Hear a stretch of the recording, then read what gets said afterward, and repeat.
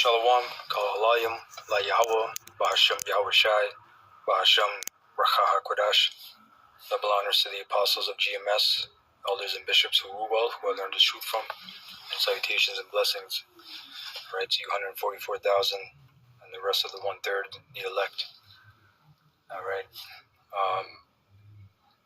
So in this lesson I'm going to go into patience and temperance in this walk, in this ministry, which is a great recipe for godliness. And there's 3 scriptures that stick out in the book of Revelations I'm going to read. When you type in patience for this lesson, it sticks out. Revelation 3:10, because thou hast kept the word of my patience, I also will keep thee from the hour of temptation, which shall come upon all the world, to try them that dwell upon the earth. Revelation 13:10, he that killeth, he that leadeth into captivity shall go into captivity. He that killeth with the sword must be killed with the sword. Here is the patience and the faith of the saints. In Revelation 14:12, here is the patience of the saints. Here are they that keep the commandments of the Most High and the faith of Yahweh Shai. Now when we look up this word patience, and you kind of get the idea that it means to suffer, right?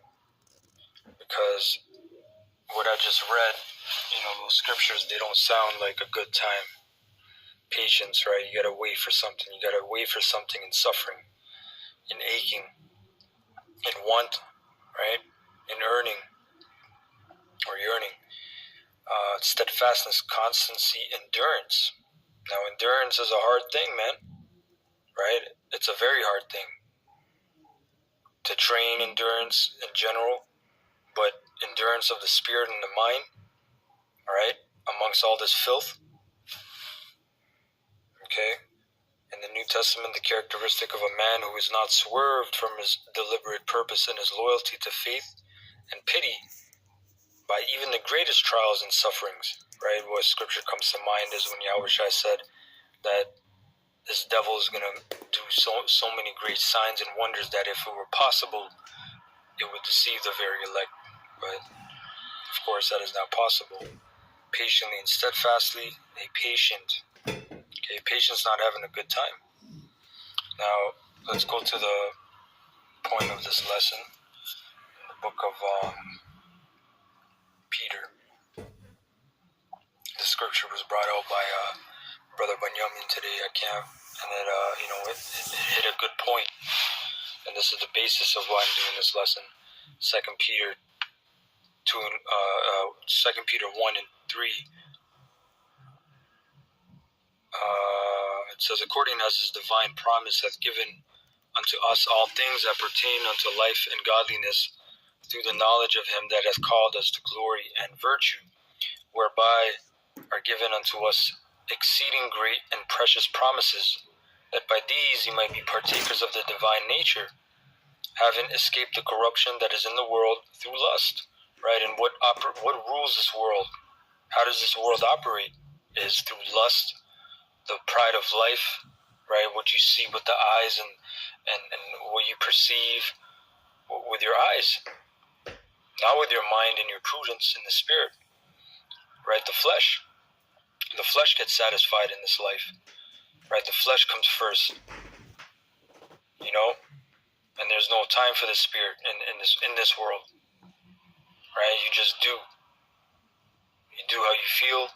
You do what you gotta do. You pretty much do what you want to do, right? It says, verse 5, and beside this, given all diligence, add to your faith virtue, and to virtue knowledge. Get in this word, right? The book of Proverbs 4:7 says, wisdom is the principal thing, therefore get wisdom, and with all thy getting, get understanding, right? And to knowledge, temperance, and to temperance, patience, and to patience, godliness, right? Now, I'm going to read this in the NLT. I'm going to start from verse 5. Actually, I'll start at verse 4. And because of his glory and excellence, he has given us great and precious promises. These are the promises that enable you to share His divine nature and escape the world's corruption caused by human desires, right? And it's everywhere, man. Advertisement, right? Subliminal messages. When you go on Instagram or your Facebook or YouTube, and you see the madness everywhere, man. And you didn't sign up for that. You don't want to see that shit. I don't want to see that shit, right? Seeing just madness, bro. Fuckery, I don't want to see that garbage, man. It says,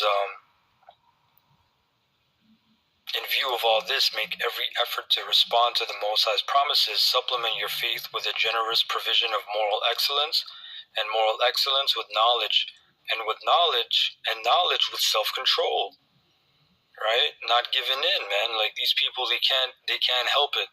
It's to die for. You just have to live this life like it's your last, right?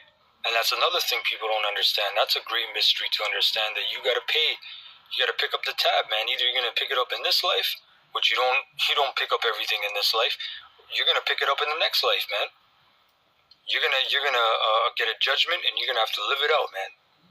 Right? It says, and knowledge with self-control, and self-control with patient endurance, and patient endurance with godliness, and godliness with brotherly affection. We didn't have that in the world. We didn't understand what that is in the world. Brotherly affection, having affection for your brother, more so than your own family, because more than likely your family, right? They talk shit about you. They actually dislike what you do. They don't understand. They may not understand what you do, right? Which is fine. But a lot of family members, they just talk shit about you. We can get to the real. They talk shit about you. They look down upon you. They think you're wasting your life. So that brotherly affection that you have, the brotherhood, the house of David, Bayath Dawad, that's amazing, man. Right? And godliness with brotherly affection, and brotherly affection with love for everyone. Because this thing is not easy, but it says patient endurance. You gotta build that up, man.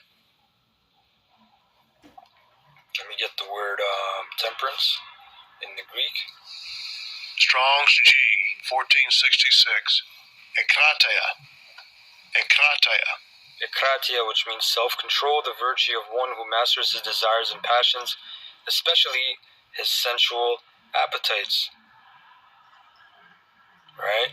And in this walk, that's a constant mission. That's a constant that's a constant fight, right? Because you got to understand, man, there's a bunch of spirits out here. There's legions of spirits out here, right? And there's witchcraft being done out here. And a lot of that witchcraft is pinpointed to you brothers, man. Us, the brotherhood.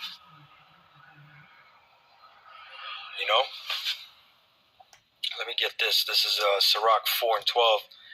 And this is talking about wisdom. This is referring to wisdom. He that loveth her loveth life, and they that seek to her early shall be filled with joy. And we're at the last stage of early, man. We're at the last stage of seeking the Lord while He may be found. He's about to be not found, man. Right? There's about to be utter chaos and confusion and just blackness out here. People are going to start bugging out. They're already bugging out, but people are really going to lose it. Right? Like Gerald Salente said, when people have nothing to lose, they lose it. Right? Anyway, it says, verse 13, he that loveth her shall, he that holdeth her fast, tight. Right? You hold her tight. Yahushua said, hold that which thou hast, hold thy crown tight, or hold that which thou hast tight till I come. Hold that which thou hast fast. Fast is the old English for tight, man. You got to hold on to this, to your faith, your wisdom, knowledge, and understanding, this mindset, your belief. All right? It says, wheresoever she entereth, the Lord will bless. They that serve her shall minister to the Holy One, and them that love her the Lord doth love. Whoso giveth ear unto her shall judge the nations, and he that attendeth unto her shall dwell securely. If a man commit himself unto her, he shall inherit her, and his generation shall hold her in possession. Now this is the point, for at the first she will walk with him by crooked ways, and bring fear and dread upon him, and torment him with her discipline, which is where you get the word disciple. You first enter this knowledge, this wisdom, knowledge, and understanding as a disciple, as a novice, right? And you got to bear rudiments. You got to bear. There's a protocol. There's protocols, and there's studying, right? And there's confessing your iniquity before Yahweh Bashem Yahushai, whether that's being ashamed or feeling embarrassed or whatever emotions are going through you. Feeling just bugged out and holy shit, like I've been lied to, whatever, all these things that are going through your mind, humbling yourself, being born again. These are all processes, man, right? These are all things you got to go through, coming from the darkness to the light. It doesn't feel nice.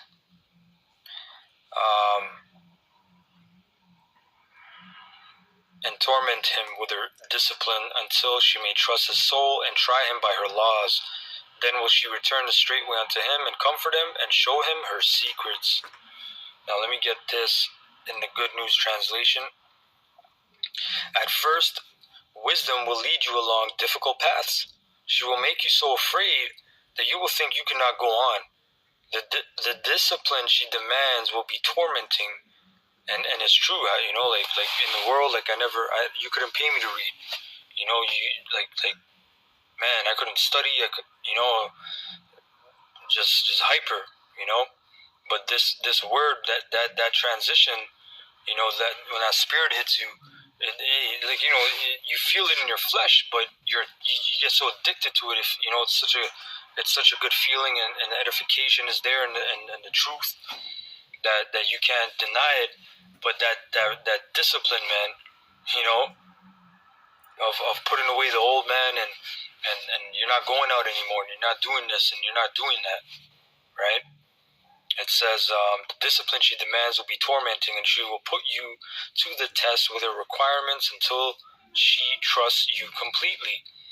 Then she will come to you with no delay, reveal her secrets to you, and make you happy. But if you go astray, she will abandon you and let you go to your own ruin.